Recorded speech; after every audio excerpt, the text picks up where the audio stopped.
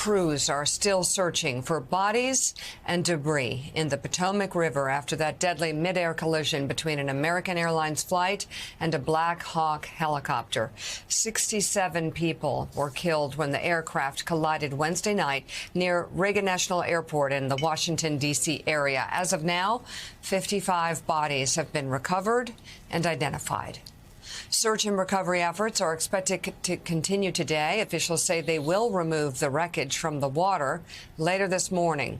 The cause of the crash has not yet been determined. The National Transportation Safety Board says preliminary data shows the passenger jet was flying at about 325 feet at the time of the crash. According to the voice recorder, the crew had a verbal reaction. Data then shows the plane's nose began to rise. The helicopter was also flying at about 200 feet, the maximum altitude allowed in that area. But investigators say there's still more data to be retrieved before any conclusions can be drawn. In an emotional plea, an NTSB board member called for changes to be made to aviation safety, saying he shouldn't be meeting with grieving families. They're just all hurt, and they still want answers, and we want to give them answers. And the most devastating thing, I guess, today was they watched the news last night. They know their loved ones are recovering. They're thinking, is it going to take longer? Am I not going to find my loved one? How will this affect it? That's hard. I mean, it's horrible. It's horrible, and no one should suffer this. So, yeah, it is hard on them. They have a lot of questions. They haven't been through this. Unfortunately, we have a lot of experts. We've done 1,000, but that doesn't mean it's not completely new to them. What's really horrible, though, is that these things are happening. Unfortunately, at some point, all of you are going to be gone. We're still going to have the investigation open. We're going to make recommendations. We go to East Palestine, a community that gets devastated. Still nothing's happened. We have several hundred recommendations open for aviation. You want to do something about it? Adopt the recommendation of the NTSB. You'll save lives. Get off and do something. I don't want to have to meet with another set of those parents like that again. Not fair. Could be your family. You know, and Jonathan, you're looking right there at the organization within the government that is actually supposed to be doing the investigations, supposed to be drawing the conclusions, supposed to be getting out there and talking. There's been so much speculation. Of course, the wild speculation that DEI led to this, the speculation on who is at fault, speculation on hundreds of things.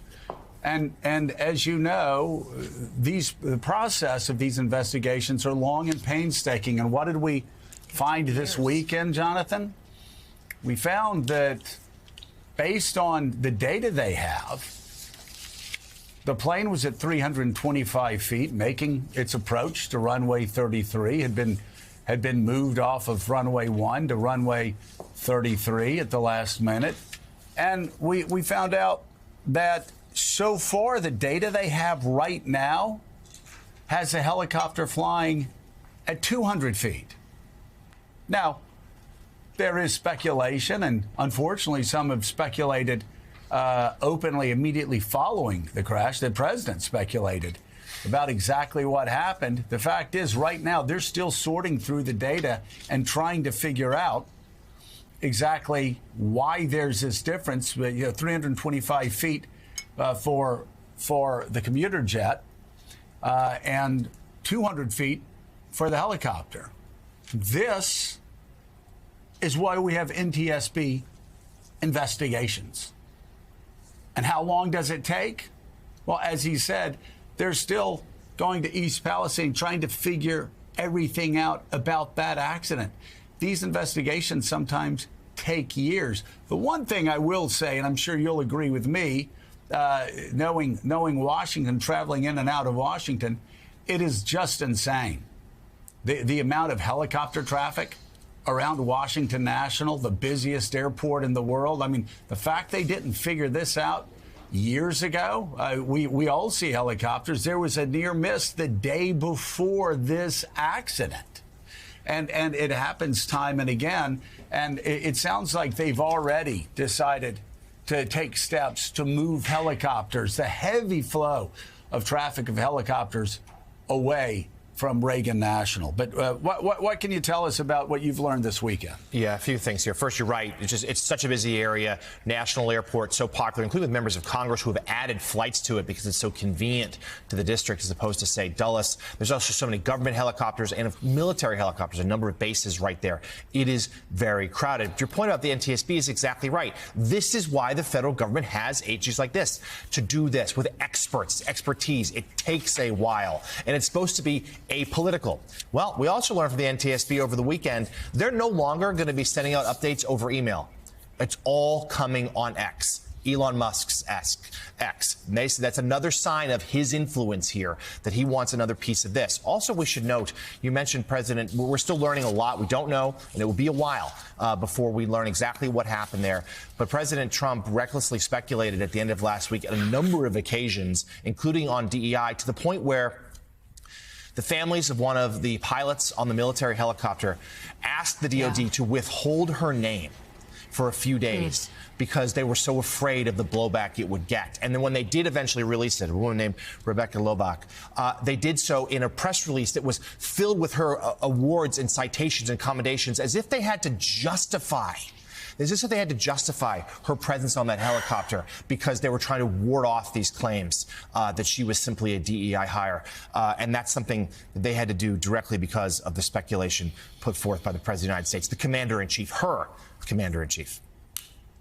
So on the Black Hawk helicopter were 3 soldiers, as Jonathan mentioned, Chief Warrant Officer Andrew Eves, Staff Sergeant Ryan O'Hara, and Captain Rebecca Lobach. Eves was the pilot. The soldiers were conducting a training flight out of Fort Belvoir when the collision happened. Captain Rebecca Lobach was 28 years old. She was a distinguished military graduate from the University of North Carolina. In 2019, she was commissioned as an active duty aviation officer. Chief Warrant Officer Andrew Eves served in the U.S. Navy beginning in 2007, then transitioned to the regular Army in 2017. He received several awards, including Army and Navy Commendation Medals, as well as a National Defense Service Medal. And from some reports I'm reading, that we're reading, Officer Eves, was the pilot, but this was a training mission, and he may have been training Rebecca Lobach for this, and we'll get further details on that. And Staff Sergeant Ryan O'Hara had been in the Army since 2014. He was deployed to Afghanistan and received several awards, all serving this country.